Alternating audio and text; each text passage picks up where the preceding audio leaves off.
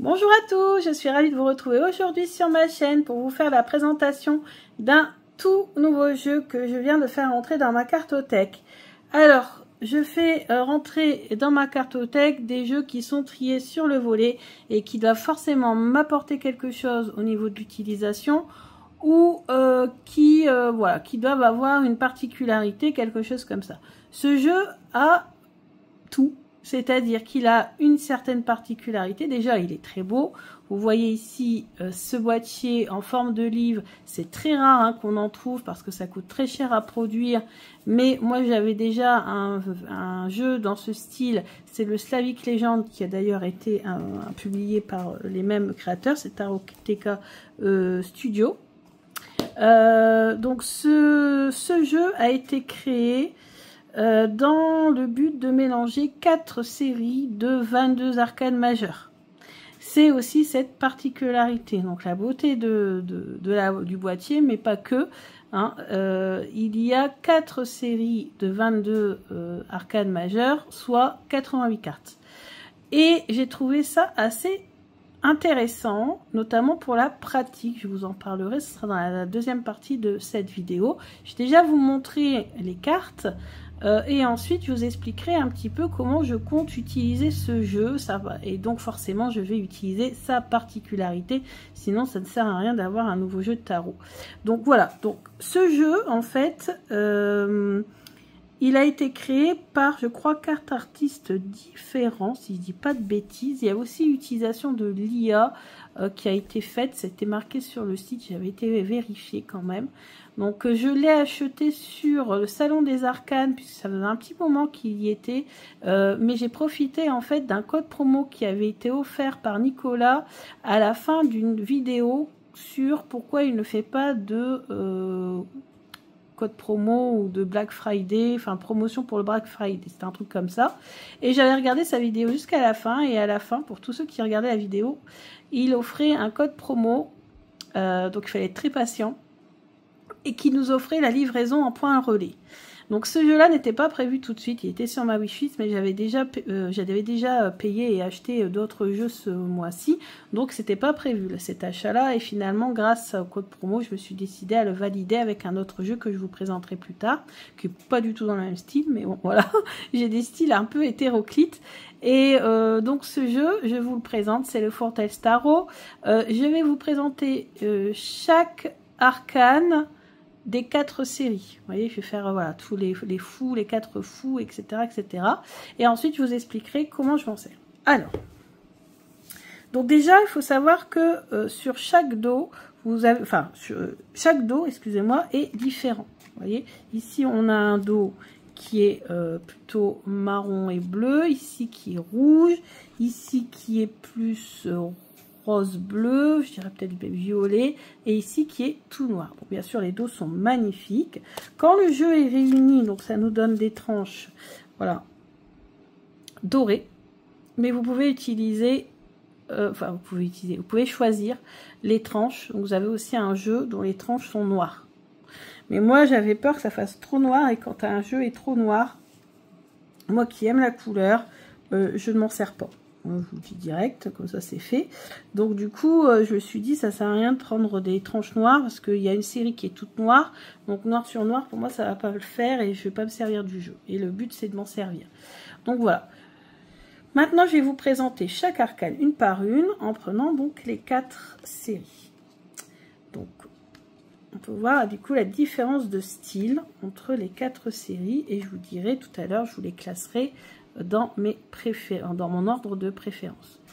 Donc vous avez ici on va commencer par, on va pas commencer par le fou, tiens, on va commencer par le monde, pourquoi pas, soyons fous, faisons les choses à l'envers. Donc ici nous avons une série, cette série là qui est extrêmement colorée.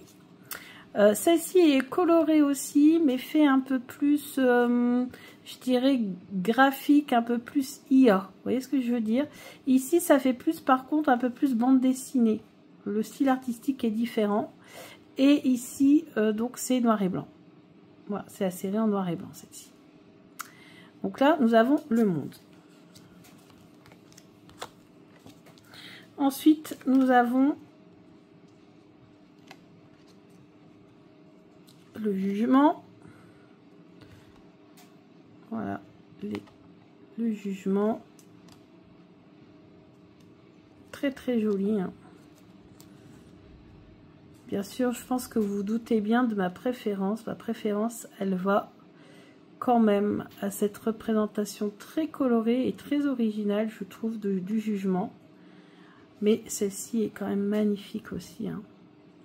En fait, les quatre sont très très jolis, hein, faut quand même se l'avouer. Avec des représentations quand même différentes. Et c'est ça aussi qui est intéressant, qui fait la richesse du jeu. Ici, nous avons le soleil. Le soleil. Alors, très lumineux quand même, malgré une carte en noir et blanc, vous voyez. Mais là, j'avoue que ma préférence, elle ne va pas à la première série, mais à la deuxième série. Très très joli. Le soleil. Ensuite, nous avons la lune.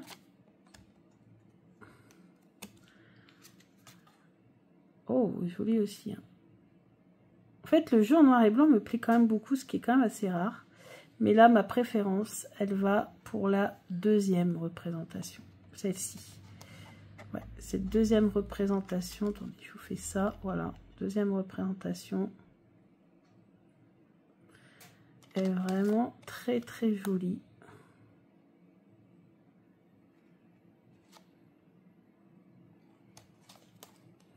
Ouais. Donc pour l'instant, c'est encore la deuxième série qui l'emporte, hein, comme quoi. Ensuite, ah là, non, là pour moi, ah, elle est très jolie aussi. Hein. Mais là, ma préférence, elle va pour l'étoile. En plus, l'étoile, c'est très important, le jeu, la carte de l'étoile dans un jeu. Moi, ma préférence, c'est ici, cette première version.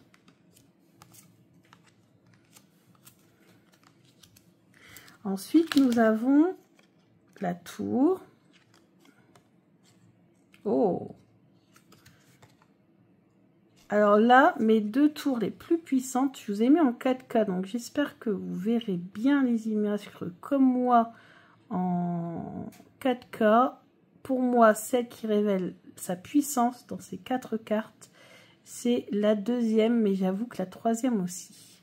Donc, celle-ci et celle-ci sont celles, je pense, qui, pour moi en tout cas, c'est à mon avis personnel, révèlent quand même le plus leur puissance. Donc, pour l'instant, c'est encore la série numéro 2 qui l'emporte.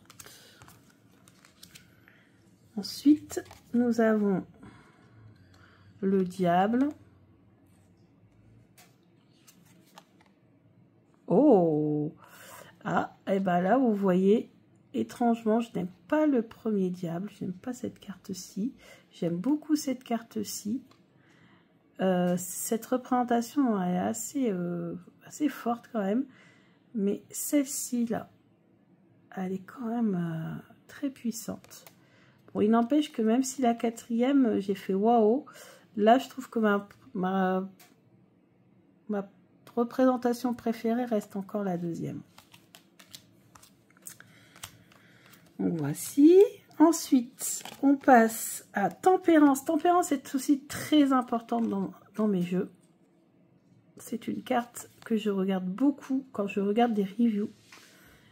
Pour savoir si vraiment le jeu va me plaire ou pas. Alors après, je peux craquer pour d'autres cartes, hein, mais Tempérance, c'est importante. Là, j'avoue que je craque pour la première. Pour ma première Tempérance, même si la deuxième, elle est pas mal non plus. Hein. Faut quand même se l'avouer. La quatrième, la représentation est originale. Très intéressante à travailler.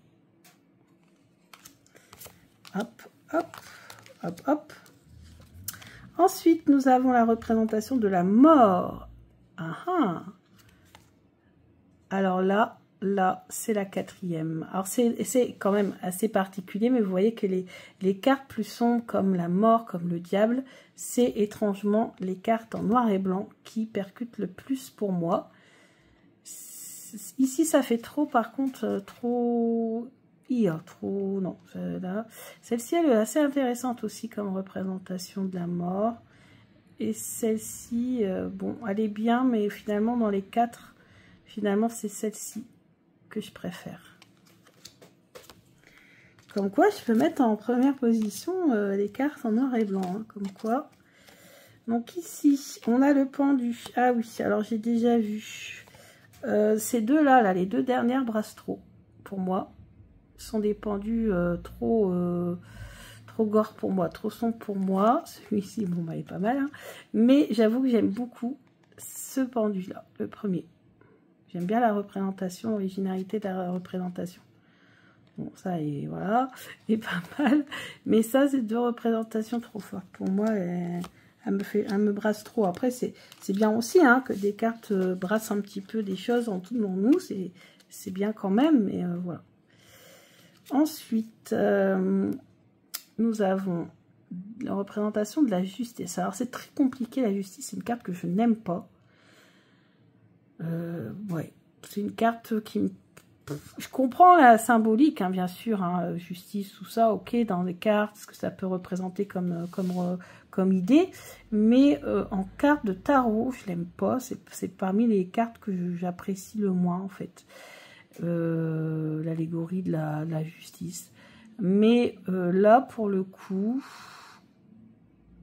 ma justice préférée, c'est celle-ci. C'est une magnifique allégorie de la justice, je trouve.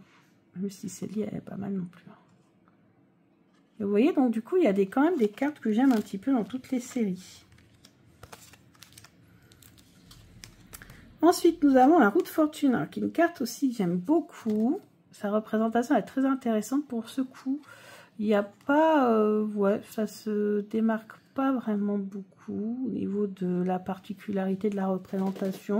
Ce sont des roues, des roues, des roues. La plus particulière, c'est celle-ci avec le moulin à vent. Et c'est vrai que souvent, notre chance, elle tourne au gré du vent. Des fois, on a l'impression. On n'est pas toujours maître de la barre. Ouais. Celle-ci est puissante au niveau de la lumière, hein, la répartition de la lumière, c'est assez intéressant. Mais j'avoue que j'ai une préférence pour le moulin à vent, dans sa symbolique, je trouve ça intéressant. Ensuite, nous avons l'ermite. Alors là, oui, je sais, parce que ça, j'avais déjà vu, j'ai déjà regardé les cartes une première fois. Et il y a un ermite, ah, celui-là, il est pas mal non plus. Mais il y a un ermite qui me plaît tout particulièrement, c'est celui-ci. C'est une des cartes qui m'a fait craquer pour le jeu, carrément. Donc moi, c'est effet glossy. Alors, je ne sais pas s'il y a différents effets. C'est possible que celui avec les tranches noires ait un effet différent. C'est peut-être, vous savez, peau de pêche, quelque chose comme ça. Moi, j'ai pris glossy. Bon, après, pour quand il y a de la lumière, parce que là, j'ai bientôt devoir allumer la lumière, parce que quand on est en hiver, là, ça commence à tomber assez rapidement. Voilà, c'est moins pratique pour filmer, j'avoue. Alors, là, on est quoi? On a la force. Oh, celle-ci, elle est intéressante comme représentation de la force. Voilà. C'est dur, parce que celle-ci, elle fait quand même un petit peu trop yoga, même si j'aime beaucoup sa représentation. Celle-ci, elle fait plus... et celle-ci, elle est plus colorée.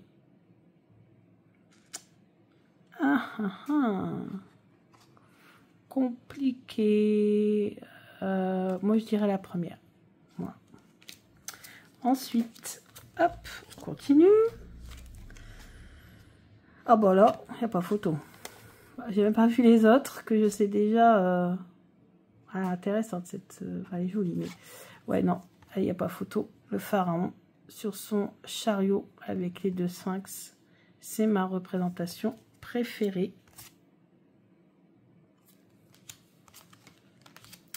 Ensuite, nous avons les amoureux.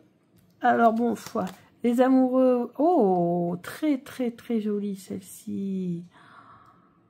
Oh là là, très, très belle. Oh, très jolie aussi. Oh. Entre ombre et lumière, mon cœur balance. Ça, c'est bien ce qui me caractérise. Même si j'ai toujours une préférence pour la lumière. Oh, ouais, non, mais... Ouais, celle-ci quand même. Ouais. Ah, elles sont belles toutes les deux, hein, franchement. Bon, moi, ça sera quand même la version colorée. C'est toujours la lumière qui l'emporte hein, chez moi. Ensuite, nous avons ces 3 représentations. La plus puissante, pour moi, celle-ci, je l'aime pas du tout. Celle-ci, moi, je trouve que celle-ci, elle est vraiment très puissante. Donc, ça sera la numéro 3. Ensuite, nous avons l'empereur. Alors, montrez-moi un empereur qui représente l'autorité, la stabilité, la protection. Ah bah ouais, mon côté romantique, fan de Moyen-Âge. On a trouvé, ça sera celui-là. Hein. Ouais, ça sera celui-là. Les autres sont un petit peu trop vieux pour moi. Quoique, bah forcément, l'empereur, il est quand même expérimenté, hein, quand même assez âgé. Ensuite, l'impératrice. Ah, on veut une belle impératrice. Oh! Oh, jolie! Oh là là! Alors, celle-ci, elle est magnifique. On est d'accord. Celle-ci, très très belle, mais peut-être un peu trop ya. Et celle-ci, ces deux-là, même celle-là en noir et blanc, elle resplendit l'abondance, malgré tout. Mais mon premier faible, ça a été pour celle-ci. Cette impératrice aztèque, je dirais peut-être. Non, parce que c'est du blé. Donc je dirais plutôt slave, du coup. Je pense. Ouais. Parce que sinon ça serait du maïs. Donc là, voilà. Mais celle-ci, elle est jolie aussi. Voilà. Ensuite, on a ici la grande prêtresse. Ah, grande prêtresse, attention, c'est une carte importante pour moi. Oh, jolie. Et bah finalement, vous savez quoi? J'aime beaucoup la série en noir et blanc. Franchement, ah ouais. Eh oui, j'ai une préférence pour celle-ci. Cette représentation de qui? Je dirais, je sais pas qui est représenté.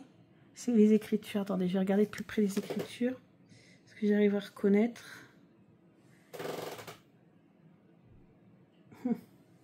J'arrive pas bien à reconnaître. Mais magnifique.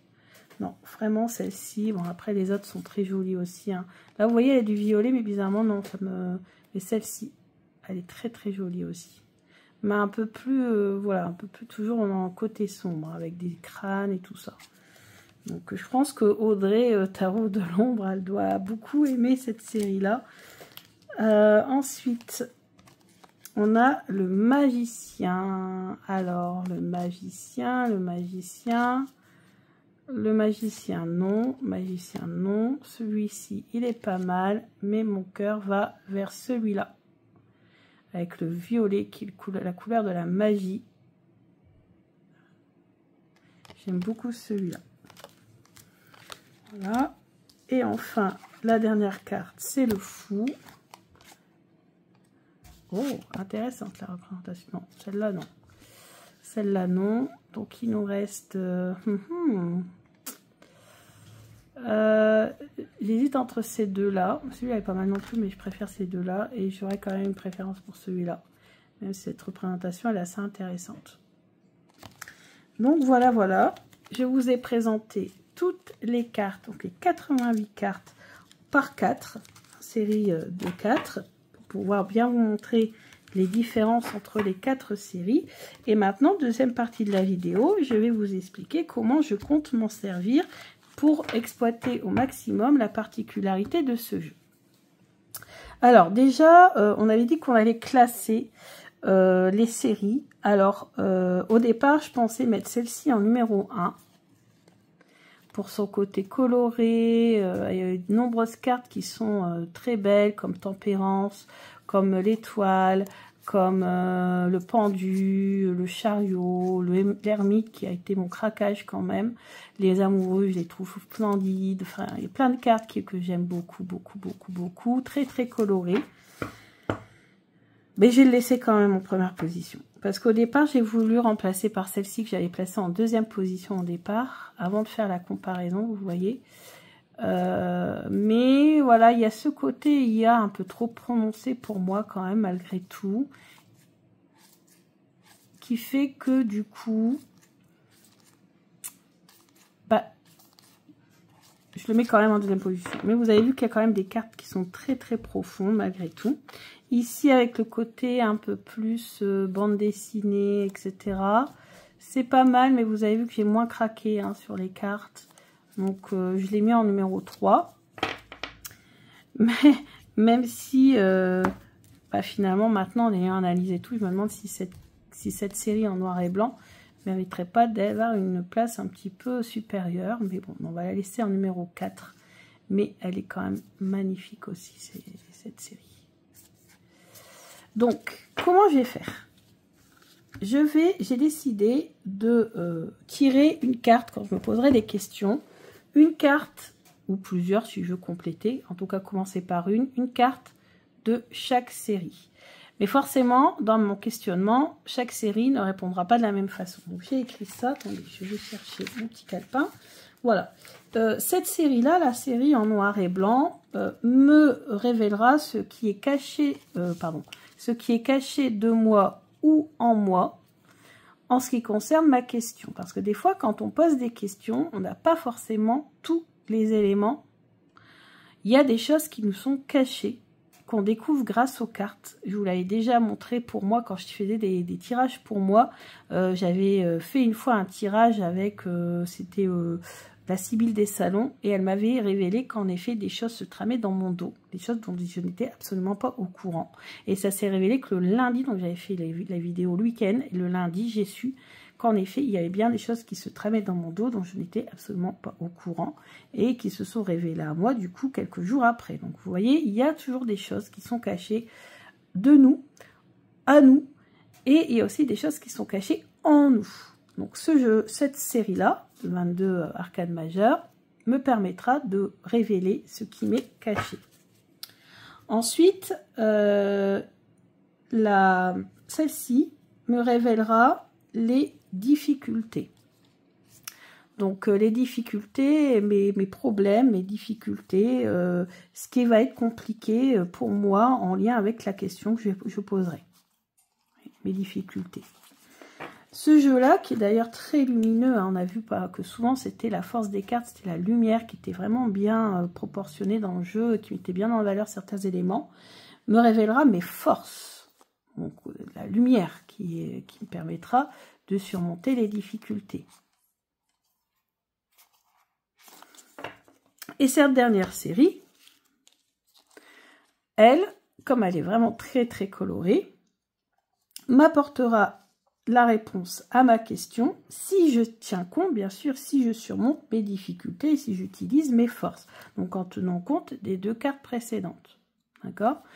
La réponse à ma question. Voilà. Donc, au départ, poser la même question, tirer à chaque fois, prendre les 4 tas et tirer. Donc, ça, c'est une méthode possible. Je vais vous faire une démonstration après. Ensuite, l'autre méthode, c'est de mélanger toutes les cartes, de fermer les yeux, de tirer 4 cartes et de voir 4 ou plus, hein, bien sûr, ou 4 ou 7, ou bref, on s'en fiche. Tirer les cartes que vous voulez, le nombre que vous voulez. Moi, j'en tirerai peut-être, on va dire 4 ou 5, parce que 7, ça ferait trop. Et voir quelle carte de quelle série tombe. Vous voyez? Et voir du coup qu'est-ce qui va être plus en valeur. Est-ce que c'est plus le côté son, tout ce qui est caché, etc. Si j'ai plusieurs cartes noires, noir et blanc, est-ce que ce sera en plus mon côté difficulté qui va être révélé, plus mes forces qui vont être mises en avant, ou plus la réponse en fait, hein, sans forcément passer par le côté force, faiblesse, etc. etc., etc. Voilà. Donc il y a ça aussi. Et ensuite, il y a aussi vérifier les doublons. C'est-à-dire que comme on a 4 séries de 22 arcades majeures, si vous tombez sur un tirage et que vous avez 3, j'en sais rien moi, 3 fous, par exemple, vous avez compris que ça va être le fou puissance 3. Donc forcément, cette carte, elle va être vraiment très, très, très, très importante dans votre réponse.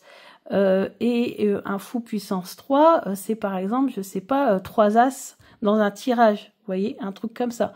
Après, à moi de chercher, bon ça je l'ai pas encore fait ce travail-là, mais de chercher par exemple, si j'ai un fou, 2 fous, 3 fous, 4 fous dans un tirage, qu'est-ce que ça peut vouloir dire? Vous voyez, un fou, 2 fous, 3 fous. C'est par exemple le travail qu'on fait, pas tous, mais certaines personnes font ça avec le Lenormand, voir combien il y a de 7, combien il y a de 8, combien il y a de 9, combien il y a de 10, combien il y a de roi, combien il y a de reine, combien il y a de valet, combien il y a d'as, etc., etc. Et à chaque fois, il y a un tableau de correspondance pour ceux qui pratiquent la cartomancie un peu à l'ancienne. Donc moi, ce tableau, je l'ai vu dans des bouquins. Ça m'a été transmis à travers des livres, notamment Kathleen Matthews, qui le met dans un de ses ouvrages. Donc je me base beaucoup sur Kathleen Matthews, j'aime beaucoup pour le Lenormand. Et pourquoi pas faire ce travail-là, y réfléchir. Qu'est-ce que peut vouloir dire, par exemple en me basant aussi sur des correspondances déjà établies, comme les correspondances en cartomancie, vous voyez. Par exemple, pour moi, le fou, ça peut être... Le magicien, par exemple, pour moi, c'est l'as. Vous voyez, des choses comme ça. L'impératrice, ça va être les reines. L'empereur, ça va être le roi, etc. Alors après, on peut pas faire ça pour tout, parce qu'il y a quand même 22 cartes, là. À l'origine, le jeu du Lenormand, par exemple, c'est 36 cartes. Donc, il en manque. Mais pourquoi pas, vous voyez, trouver un système de correspondance. Ça, j'avoue, ce travail-là, je n'ai pas encore fait. Mais déjà, j'ai conçu ce tirage assez particulier en 4 cartes en me servant des 4 séries. Donc déjà, moi, j'ai utilisé ça au départ, en tout cas, pour me familiariser avec ce jeu. Et après, peut-être que si ce jeu me plaît vraiment beaucoup et que je m'en sers très très souvent, pourquoi pas établir en effet une correspondance. En tout cas, je trouve ça super sympa d'avoir 4 séries. C'est vraiment très original. Ouais, moi, je trouve ça vraiment top. Alors là, on va poser des questions. Je vais poser une question, par exemple, pour notre... comment, parce qu'avec le tarot, je préfère poser des questions du genre comment mettre tout en œuvre pour notre voyage de cet été, par exemple. Alors, donc ça, c'est ce qui va nous être caché. Alors, pour notre voyage de cet été.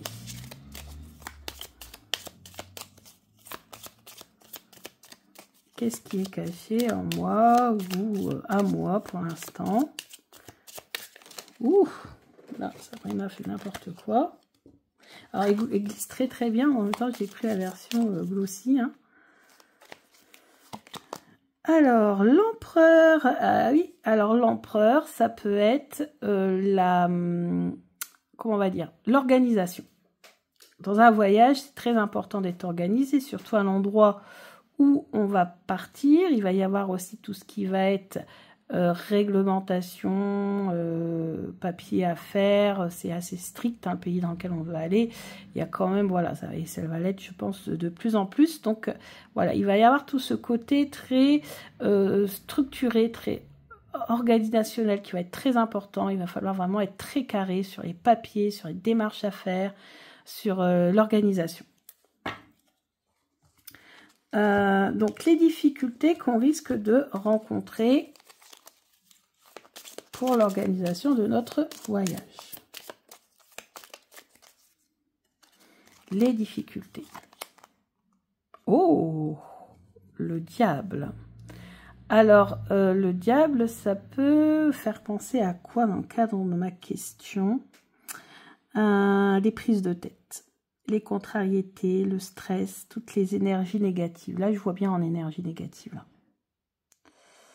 Ouais, vous voyez là le diable qui prend la tête là? Ouais, et beaucoup de prises de tête. Je pense qu'il va quand même avoir peut-être un peu d'angoisse liée peut-être à toute cette organisation qui va être importante. Ok, donc on va essayer d'éviter de se prendre la tête ou de se faire prendre la tête par les énergies négatives. Je le prends comme ça au niveau métaphorique. Ensuite, les forces. Alors... on va pouvoir compter. Sur quoi on va pouvoir compter? Le chariot. Donc le chariot, c'est ça va aller assez vite. Ça va être, je pense qu'à partir du moment où on va se décider de là où on veut aller, même s'il y aura peut-être une hésitation, parce que vous savez, hein, les chevaux vont pas forcément très très bien dans la même direction.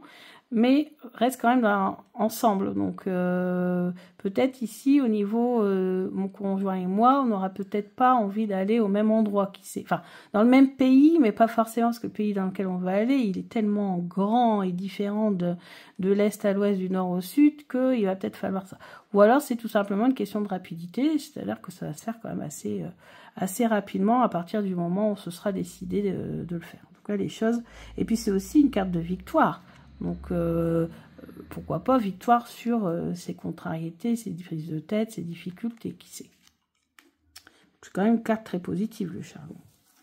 Et enfin, la réponse à ma question, si je tiens compte des difficultés, des forces, si on arrive à surmonter le stress, les énergies négatives, si on parvient à trouver l'endroit et comment pouvoir y aller, comment ça va se passer, ce voyage, cet été. Oh, on a 2 fois le chariot. Voilà, c'est sûr, on va y aller. C'est le transport et les déplacements. Ah, puissance 2, c'est sûr et certain. Alors, nos forces, donc il est en force et il est en réponse.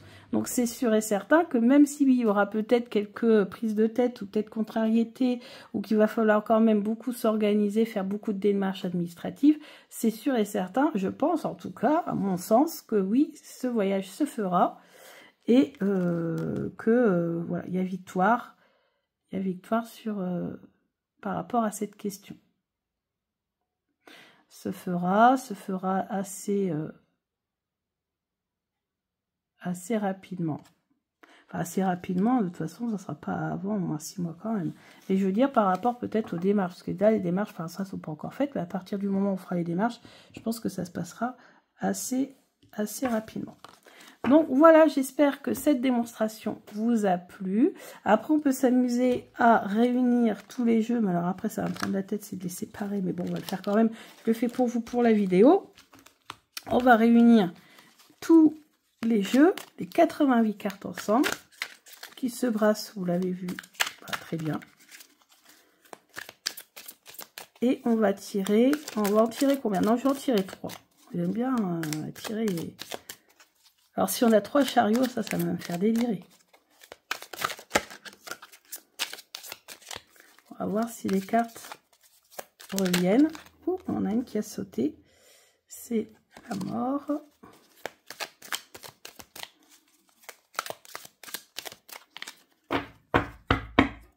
Alors, hop, et là, à partir de là, je ferme les yeux parce que vous savez que les dos sont différents. Et c'est pas le but, c'est pas de tricher. Alors, je ferme les yeux.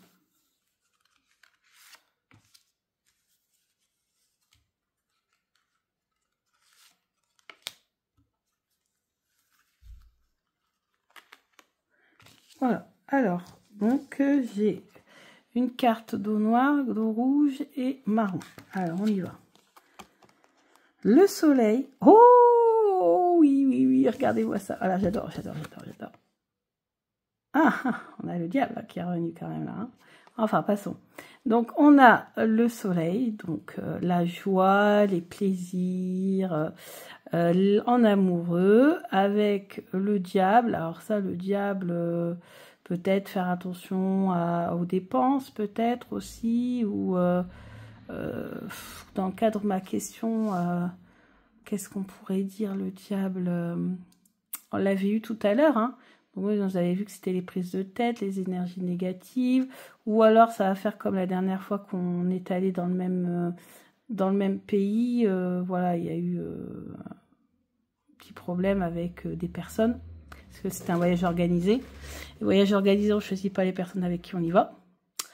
Et ouais, il y avait pas forcément toujours des personnes très très sympas là-dedans. Peut-être ça. Après, ça peut être aussi le côté matérialiste. Donc, côté matérialiste, tout ce qui est en tout cas bien matériel, peut-être aussi beaucoup de dépenses. Moi, je vois ça aussi. Hein. Souvent, moi, la carte du diable, elle est ressortie beaucoup à propos des dépenses. Des dépenses un petit peu... Ça risque de coûter assez cher quand même. Mais n'empêche que si on fait abstraction de cette carte-là, ces deux-là sont quand même très, très positives. Donc voilà, bah écoutez, ça c'est ce qui est caché à nous. Donc ce qui est caché à nous, c'est ça, c'est que... Ou alors faire peut-être attention à nos dépenses. Parce que vous voyez, il y a du jeu de cartes. Peut-être qu'il faudrait que j'achète moins de tarot pour financer mon voyage. Ce qui est déjà un petit peu l'objectif. Mais bon, voilà. Merci Nicolas. Si je ne peux pas aller en voyage, ça sera de ta faute. Non, je rigole. Il est pour rire, le pauvre. Au contraire, il nous fait découvrir des jeux toujours tous aussi beaux les uns que les autres et plus facilement que si on devait à chaque fois aller voir dans les pays d'origine et auprès des créateurs d'origine les frais de douane et machin et tout, ça facilite quand même grandement la vie. Donc voilà, bon, toujours est-il, c'est que vous voyez comment on peut se servir de ce jeu. J'espère que cette vidéo vous a plu. Je ne sais pas si vous aviez vu passer ce jeu. En tout cas, moi, je sais qu'il est beaucoup... Je l'ai beaucoup vu passer en vidéo, en simple review, quand il était sorti. Parce que bah, il a fait fureur quand même. Il y a eu beaucoup de succès. Donc, il est encore disponible chez Nicolas au Salon des Arcanes. J'ai vu ça il n'y a pas longtemps. Il est encore disponible.